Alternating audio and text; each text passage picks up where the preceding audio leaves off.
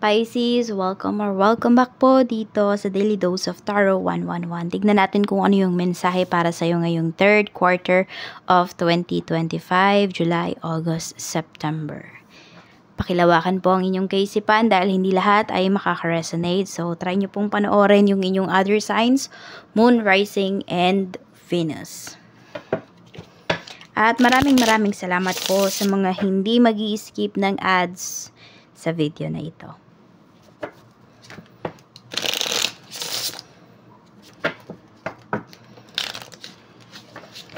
Mensahe natin for Pisces next couple of months. The time is now. Timing is much farther than farther in the future. Okay. So may mga ano kayo dito, may mga hino-hold pa kayo. Parang urong-sulong yung energy po ninyo. May mga bagay kayo dito na gustong yung gawin, pero pwede kasi na some of you may, alam mo, nagpo-procrastinate po kayo rito.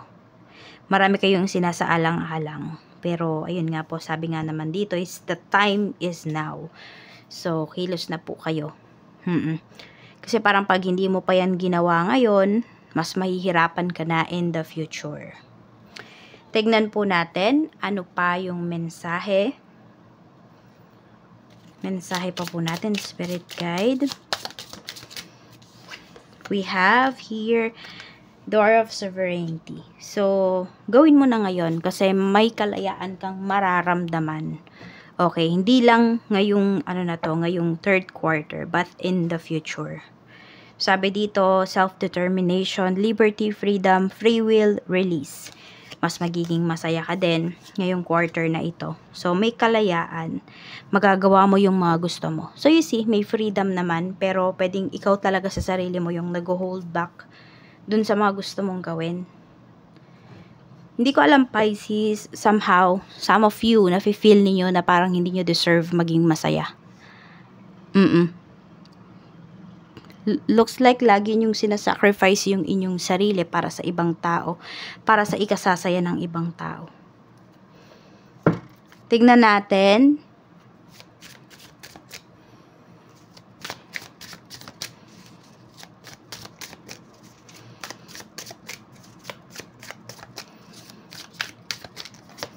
We have 9 of Cups. May success na paparating sa iyo rito. And actually, ngayong quarter na to, marami po sa inyo is magiging masaya po talaga kayo, magiging kontento kayo. Ayun siguro yung energy. Kontento po yung iba sa inyo. Kaya pwedeng may mga other opportunities pa rito sa life ninyo na sabihin natin na mas magbibigay po sa inyo ng success, mas magsasucceed kayo, but yun, medyo tinatanggihan po ninyo. Kasi nandito yung kontento kayo, kampante kayo sa kung ano yung mayroon kayo ngayong quarter. So, your energy, temperance. Okay. So, may healing din. So, makakabawi po kayo ngayong month na to sa moron sa ang aspect ng life ito. 7 of Swords. Sa trabaho yung nakikita ko rito. Oo. And also, maano nyo ulit yung, alam niyo yung maitatayo nyo ulit yung pangalan po ninyo. So, may mga naninira sa inyo rito. About your reputation. Ayan, pwedeng yung reputasyon mo sa trabaho or reputasyon mo dyan sa lugar ninyo. Pero more on trabaho yung nakikita ko rito. Tingnan natin. May nakikita rin akong lilipat, aalis, mag-move. Pero yung move na to, ano lang, tahimik lang po. Energy or ugali ng mga makakasalumuha mo. 3 of Pentacles. Okay, magaganda naman yung energy ng mga tao sa paligid mo ngayong quarter na ito. Mga masisipag, ayan, marunong mag-appreciate, yan po. Wala ka namang magiging problema sa kanila. At sabi natin, hindi mo naman sila masyadong pagtutuunan ng pansin.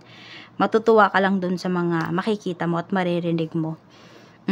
Sabi natin, ayun, siguro nga yung iba kasi sa inyo, diba, may sinabi ko dito na may aalis pero tahimik lang. So, for some of you, yan, ito yung dadatnan mo. Na community. Tahimik. May bigayan. Okay, ano naman yung pwede mong maging struggle? Tignan natin. Ano naman yung pwede mong maging struggle this quarter. This is just a possibility. Okay po. Reminder lang to sa inyo ni universe.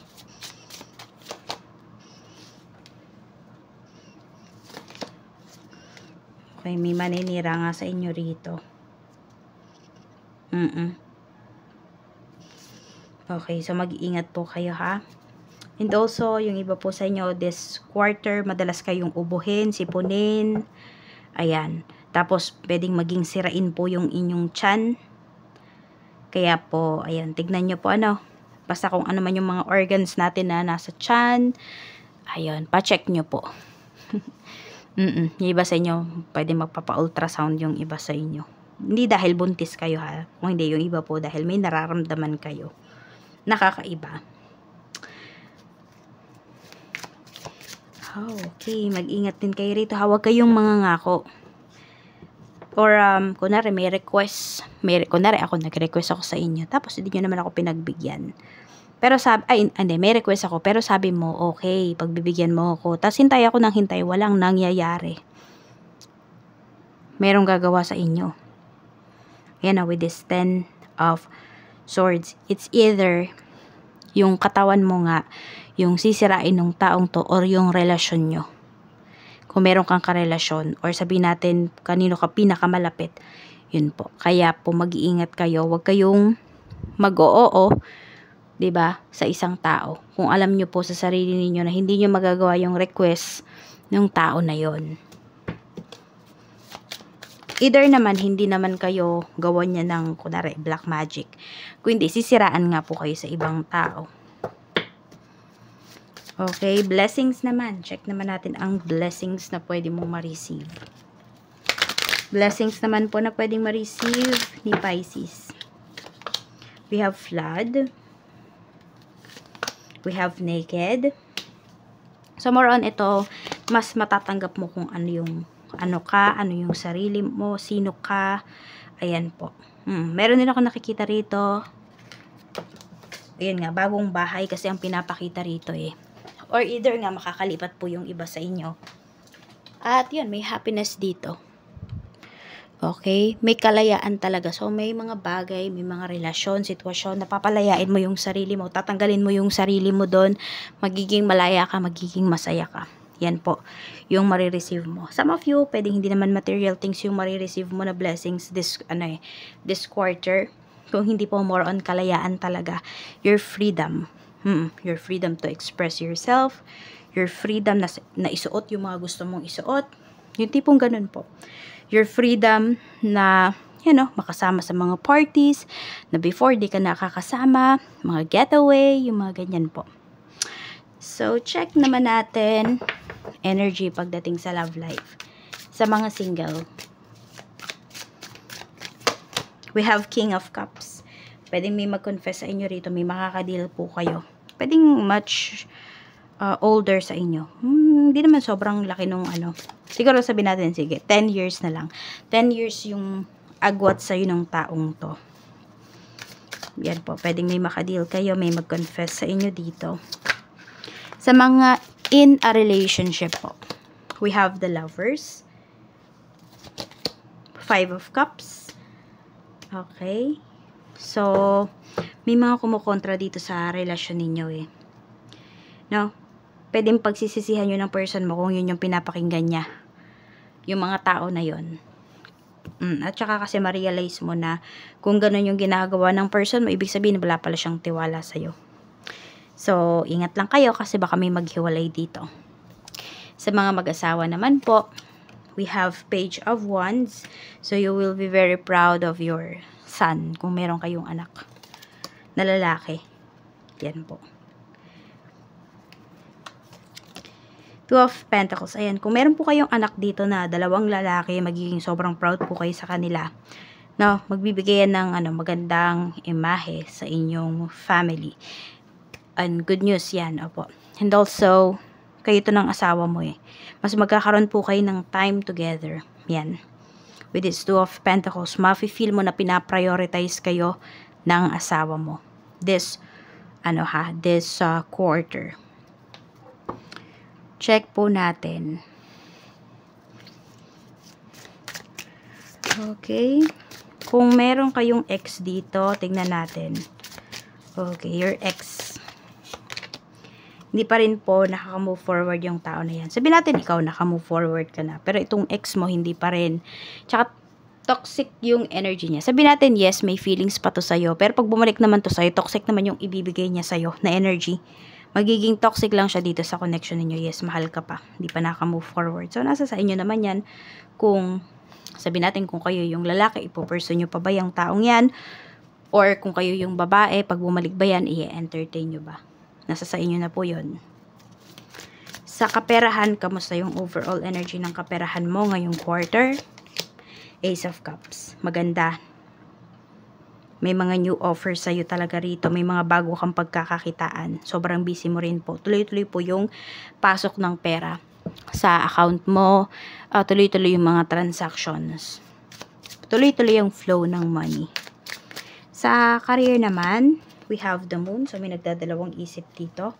May uncertainty kayo na nafe-feel towards your career. Some of you, pwedeng hindi naman kayo magre-resign, pero pwedeng may kumakalat na balita na ano ba, magsasara na ba yung company nyo or magtatanggalan ba dyan, etc. We have the sun.